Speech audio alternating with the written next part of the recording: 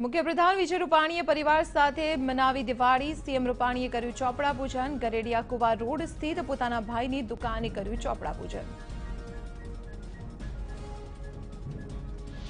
દિવાળીના પર્વના પ્રસંગે સોમનાથ મંદિરને રોશનીથી શણગારવામાં આવ્યું। રંગોળી, દીપક અને લાઇટના ડેકોરેશનથી મંદિર બન્યું દેદીપ્યમાન। રોશનીને કારણે મહાદેવ મંદિરની અનોખી આભા જોવા મળી।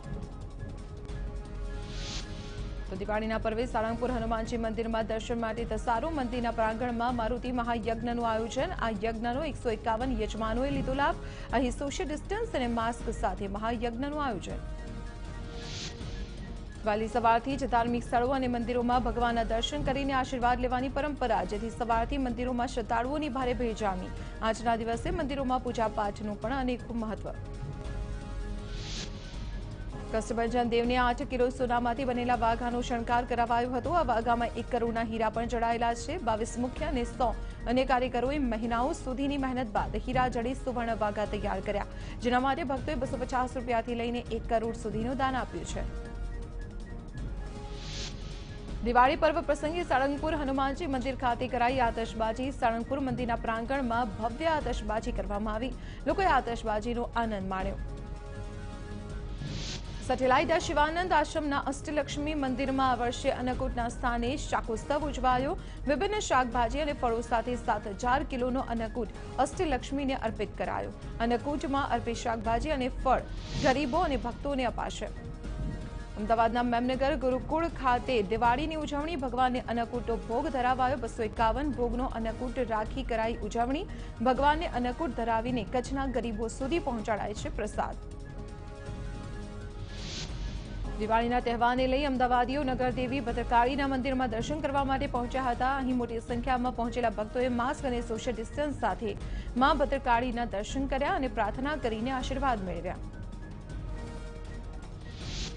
અમદાવાદમાં પાલડી ખાતે આવેલ મહાલક્ષ્મી મંદિર કોરોનાના કારણે બંધ। કોરોનાના કારણે મંદિર બંધ રાખવાનો મંદિરના ટ્રસ્ટનો નિર્ણય। દર વર્ષે 50 થી 70,000 ભક્તો કરે છે દર્શન। વડોદરાના અટલાદરા મંદિરમાં યોજાશે અન્નકૂટ। કોરોનાની મહામારીને કારણે ભક્તોની ભીડ વધુ ન થાય તે માટે કરાઈ વ્યવસ્થા।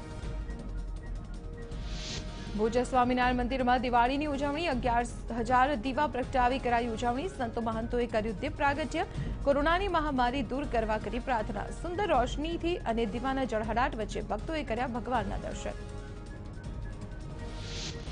સુરેન્દ્રનગરના પ્રખ્યાત વડવાડા મંદિરમાં દિવાળી પ્રસંગે કરાઈ રોશની। મંદિરને રંગબેરંગી લાઇટ્સથી શણગારાતા નયનરમ્ય દ્રશ્ય જોવા મળ્યા। શ્રદ્ધાળુઓએ દર્શન કરી ધન્યતા અનુભવી। વેપારીઓ પણ પરંપરાગત રીતે ચોપડા પૂજન કરીને દિવાળીના તહેવારની ઉજવણી કરતા હોય છે। વેપારીઓ ચોપડા પૂજન દ્વારા વેપાર ધંધામાં બરકત આવે તે માટે ભગવાનને પ્રાર્થના કરતા હોય છે। આજના આધુનિક યુગમાં ચોપડાની જગ્યાએ લેપટોપ અને કમ્પ્યુટરની પણ પૂજા કરાઈ। અમદાવાદમાં વેપારીઓએ કર્યું ચોપડા પૂજન। જોકે કોરોનાને કારણે મેમનગર ગુરુકુળમાં ગણતરીના લોકો સાથે ચોપડા પૂજનનો કાર્યક્રમ યોજાયો। બાકીના લોકો ઓનલાઈન જોડાયા। સુરતમાં દિવાળી નિમિત્તે લોકો ઓફિસમાં કરી રહ્યા છે પૂજા અર્ચના। દુકાનદારો, વેપારી, પેઢીઓ અને ઓફિસ સંચાલકોએ કરી પૂજા। ઓફિસમાં ઉપયોગમાં લેવાતા ચોપડાની દિવાળીના દિવસે પૂજાનું ખાસ મહત્વ। વર્ષ સારું રહે તે માટે કરાય છે ચોપડા પૂજન। દિવાળીના તહેવાર નિમિત્તે વડોદરામાં વેપારીઓએ કર્યું ચોપડા પૂજન। તો આધુનિક યુગમાં વપરાતા લેપટોપ, કમ્પ્યુટર, ટેબ્લેટનું કર્યું પૂજન। આવનારું વર્ષ સુખ સમૃદ્ધિવાળું રહે અને ધંધા રોજગારમાં વિકાસ થાય તેવી વેપારીઓએ કરી પ્રાર્થના। ગાંધીનગર નજીક આવેલા મહુડી તીર્થધામમાં દિવાળી નિમિત્તે મોટી સંખ્યામાં ભક્તો ઉમટી પડ્યા। વહેલી સવારે ભગવાન ઘંટા કર્ણવીરની વિશેષ પૂજા કરવામાં આવી। સાથે જ વર્ષમાં એકવાર પ્રક્ષાલન વિધિ સહિત પૂજા કરાઈ।